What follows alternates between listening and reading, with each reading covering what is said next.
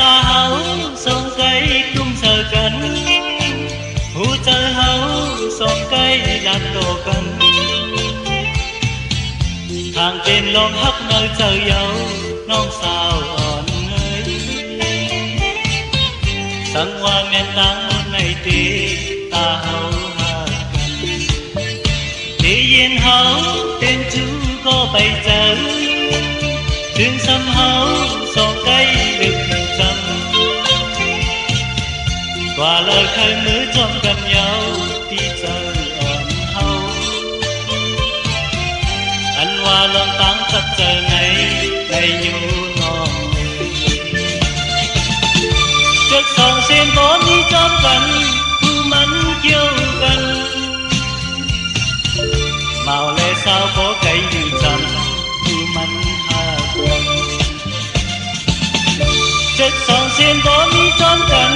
thu mắn kêu gần màu lệ sao có cây như trầm lon tối hà thong mưa hạt tá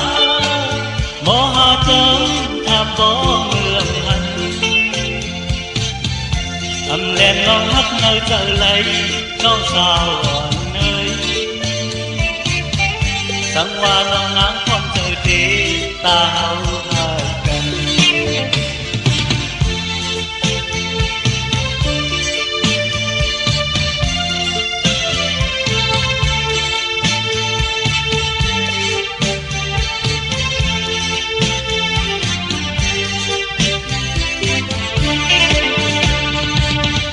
trước sông sen có mi trong gần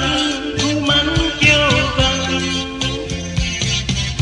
màu lệ sao có cây như trần thu mắn hà cần trước sông sen có mi trong gần thu mắn kêu gần màu lệ sao có cây như trần thu mắn hà cần lon lon tới hà thong mưa hạt tá mò hà trống tham có mưa hành âm đèn lon hắt nơi chờ lấy non sao còn nơi sáng qua nắng nắng con trời tí ta hầu hà cần trước sông sen có đi trong gần thu mắn kêu gần màu lệ sao có cây như trắng thu mắn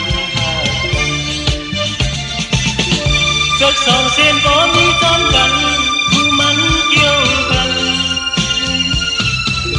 màu